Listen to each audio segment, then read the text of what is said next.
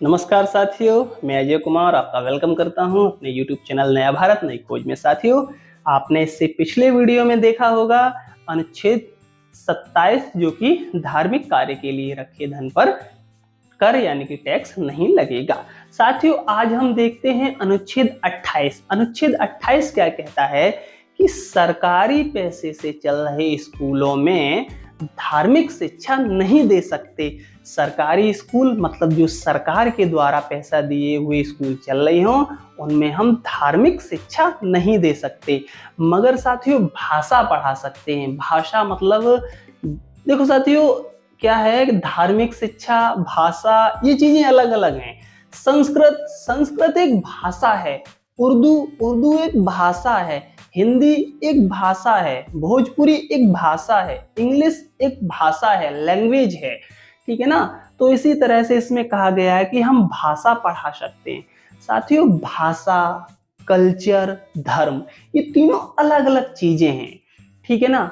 हम किसी की भाषा बात करके भाषा से ये तो पहचान सकते व्यक्ति कहाँ का है। अगर बिहार का व्यक्ति होगा तो वो अपनी भाषा में बोलेगा, बंगाल का होगा वो अपनी भाषा में बोलेगा, अगर यूपी का होगा तो उसकी अपनी भाषा, हरियाणा का होगा तो उसका तो अलग ही हिसाब है। और हरियाणा की लैंग्वेज इतनी एक बोल्ड लैंग्वेज, मतलब भारी लैंग्वेज है जो आप सुन के ही डर जाएंगे। उनका है भाई क्या कर रहा है, इस तरह से उनका थोड़ा लैंग्वेज ही थोड़ी भारी लैंग्वेज है, ठीक है।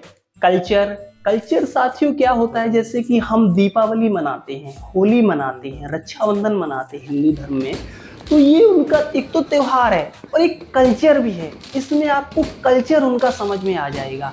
अगर कोई दीपावली मना रहा है तो उसका कल्चर आपको समझ में आ जाएगा कि आप वो कहाँ, जैसे कि बिहार में छठ मनाते हैं तो ये उनका कल्चर है।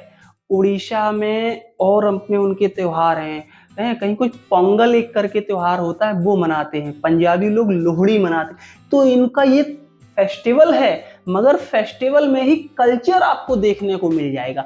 आप किसी की शादी में जाओ तो आपको वहां का कल्चर देखने को मिल जाएगा। आप उस कल्चर से ही समझ जाओगे कि किन की शादी है, हिंदू की है, मुसलमान की है, पंजाबी की है, सिख की है, किसकी है।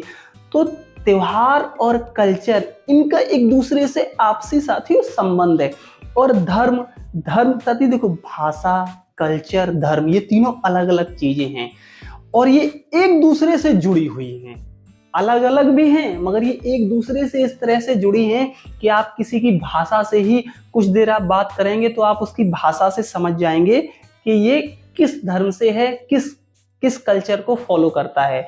किसी की शादी में आप जाएंगे तो आप समझ जाएंगे ये कि किस धर्म से है, किस कल्चर को फॉलो करता है। और धर्म तो सीधा है भाई, धर्म की पहचान किससे है। व्यक्ति, अगर आप खड़े हैं, ठीक है ना, अगर आप कुछ चीज नहीं ऐसा किए हैं तो आपको तो, बाकी हिंदू धर्म के लड़के को पहचान बताएं, उसके गले में एक ताबीज टाइप का पड़ा होगा, ओम हो गया, या कोई भगवान की प्रतिमा होगी, उसके हाथ में ये हमारी तरह राखी बंधी होगी या कलावा बंधा होगा या एक माला वगैरह पड़ी होगी। बाकी जो हमारी महिलाएं हैं उनको तो आप देख के ही पहचान जाएंगे, जो शादीशुदा महिला हैं। और जो कुंवारी लड़कियां हैं तो उनको थोड़ा, बाकी अगर बातचीत करेंगे ना तो उसमें झलक आ ही जाएगी।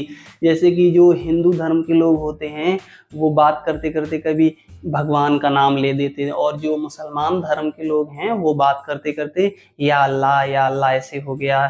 तो इस तरह से, और जो सिख लोग हैं वो भी अपने वाहिगुरु जी खालसा, वाहिगुरु जी फतेह। और सिख धर्म का भी लैंग्वेज थोड़ा उस तरह से है, वो लैंग्वेज से ही आपको समझ में आ जाएगा कि पंजाबी धर्म से बिलोंग करता है। तो साथियों, मैं आशा करता हूं आपको ये अनुच्छेद 28 क्लियर हुआ होगा कि सरकारी पैसे से चल रहे स्कूलों में आप धार्मिक शिक्षा नहीं दे सकते। और वास्तव में हमारे यहाँ सरकारी स्कूलों में या प्राइवेट स्कूलों में धार्मिक शिक्षा नहीं दी जाती है अभी तक। बाकी इससे आगे जो होगा वो चीज अलग की बात है। साथियों, तो इसी के साथ मैं आपसे विदा लेता हूं, और वही हर वीडियो की तरह लाइक करें, सब्सक्राइब करें, कमेंट करें, शेयर करें अगर आपको हमारे इन वीडियो से कुछ मिल रहा हो तो। साथियों, इसी के साथ नमस्कार, जय हिंद, जय भारत।